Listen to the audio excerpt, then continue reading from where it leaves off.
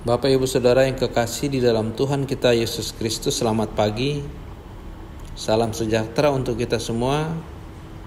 Jumpa lagi dengan saya dalam acara Renungan Harian GKPO Halim Perdana Kusuma di hari Jumat tanggal 15 Agustus 2025. Sebelum Bapak Ibu Saudara melakukan aktivitas di sepanjang hari ini, kita siapkan hati untuk mendengarkan firman Tuhan. Mari kita berdoa.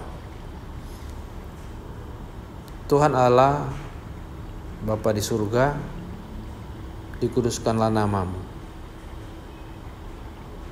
Di pagi yang indah ini, kami umat Tuhan datang di hadapan hadirat-Mu mengucap syukur karena Tuhan karuniakan kami hari yang baru untuk kami menjalani aktivitas kami. Sebelum kami memulai semua kegiatan kami akan mendengarkan kebenaran firman Tuhan. Urapi kami dengan Roh-Mu yang kudus, agar kami memahami kehendak Tuhan dalam firman yang kami baca. Berfirmanlah ya Tuhan, kami anak-anak-Mu sedia mendengar, dalam nama Yesus, amin.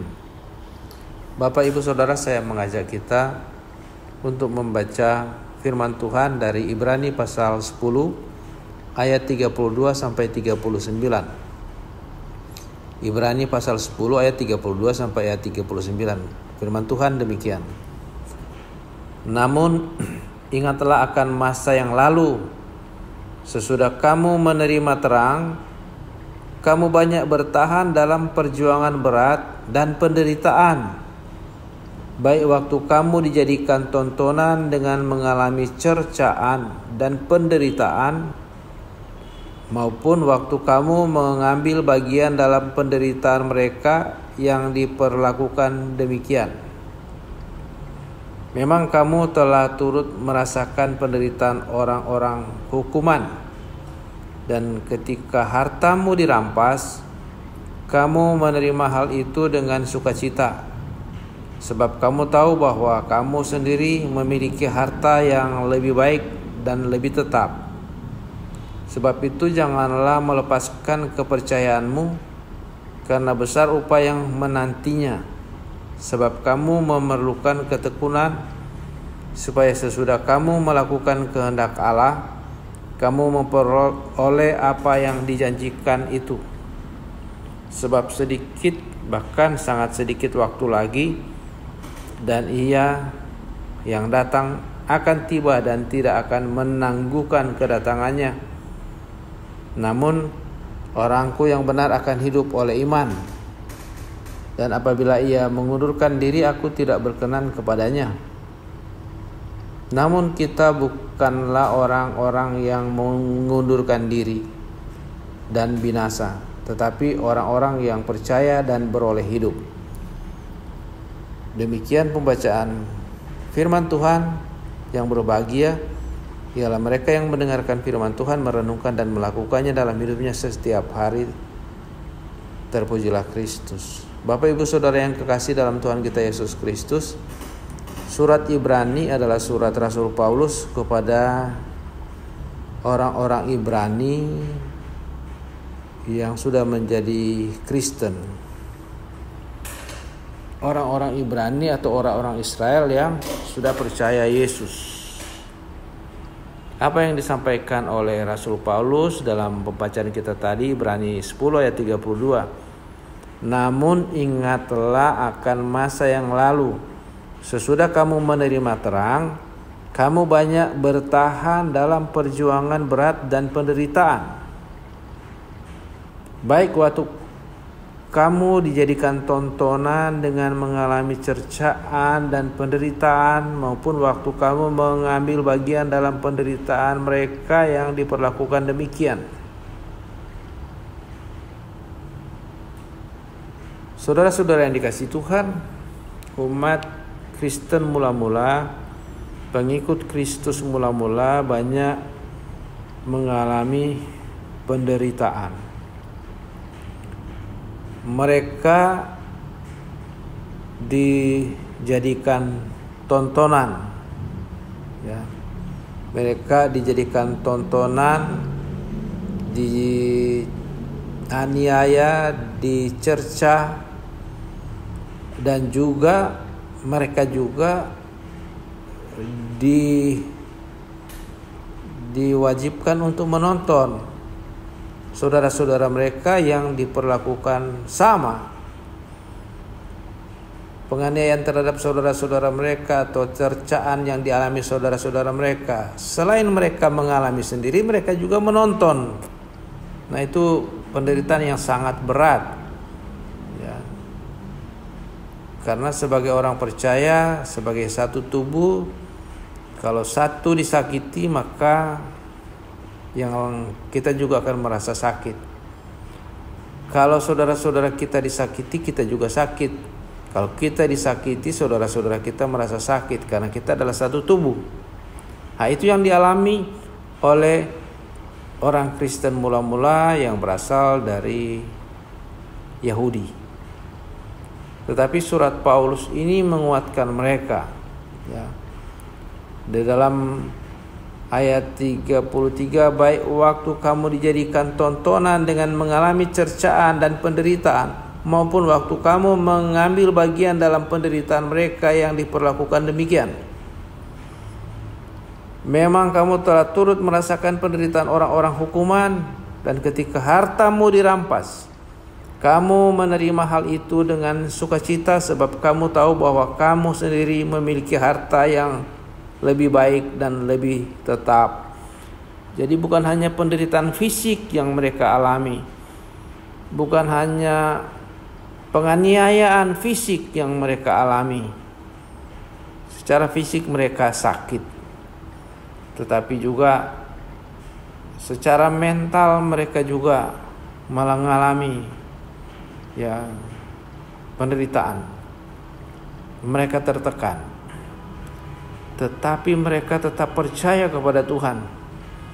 Bahkan dikatakan dalam ayat 34, ketika hartamu dirampas, kamu menerima hal itu dengan sukacita. Harta pun dirampas, tetapi mereka menerima dengan sukacita karena mereka percaya akan upah yang menanti. Mereka percaya akan kehidupan yang kekal yang Tuhan janjikan, ya, harta yang tetap. Sehingga mereka berkeyakinan sekalipun harta duniawi mereka dirampas, tetapi harta mereka yang tetap, harta yang kekal adalah keselamatan. Mereka sudah peroleh karena iman kepada Yesus Kristus. Sehingga sekalipun mengalami penganiayaan yang berat, mereka menderita secara fisik maupun secara psikis, mereka tertekan, bahkan harta mereka dirampas, mereka tidak takut. Mereka malah bersuka cita karena harta yang dijanjikan Tuhan, yaitu kehidupan yang kekal, yang tidak akan hilang selama dia tetap terus percaya kepada Tuhan, tetap terus beriman kepada Tuhan. Dalam ayat 38 dikatakan, namun orangku yang benar akan hidup oleh iman. Orang benar akan hidup oleh iman, oleh percaya kepada Yesus. Dan tidak ada yang bisa merampas orang yang percaya kepada Tuhan, karena Yesus adalah pembela, ya. Yesus adalah pembela orang yang percaya kepada Tuhan. Kalau Yesus menjadi pembela kita, siapakah lawan kita? Kata Paulus. Jadi saudara-saudara yang dikasihi Tuhan, tetaplah percaya, tetaplah beriman. Sekalipun saudara-saudara mengalami penderitaan sebagai orang percaya, sebagai orang Kristen, tetaplah percaya, karena janji Tuhan bagi kita adalah keselamatan atau kehidupan yang kekal ketika kita meninggalkan dunia ini. Karena dunia ini sementara. Dunia ini fana. Tidak ada yang kita bisa bawa dari dunia ini kalau kita meninggal. Tetapi jaminan yang Tuhan sudah sediakan bagi kita adalah keselamatan atau kehidupan yang kekal di sorga. Karena Yesus sudah menebus kita dengan harga yang mahal tubuh dan darah Yesus. Dia sudah mati dan dia sudah bangkit, naik ke sorga untuk menyediakan tempat bagi Bapak, Ibu, Saudara dan saya. Kita bersyukur karena sekalipun kita mengalami banyak kesulitan, penderitaan, aniaya di dunia, tetapi Tuhan sudah menyediakan kepada kita harta di sorga, tempat di sorga bagi Bapak, Ibu, Saudara dan saya. Tuhan memberkati kita semua. Amin. Mari kita berdoa.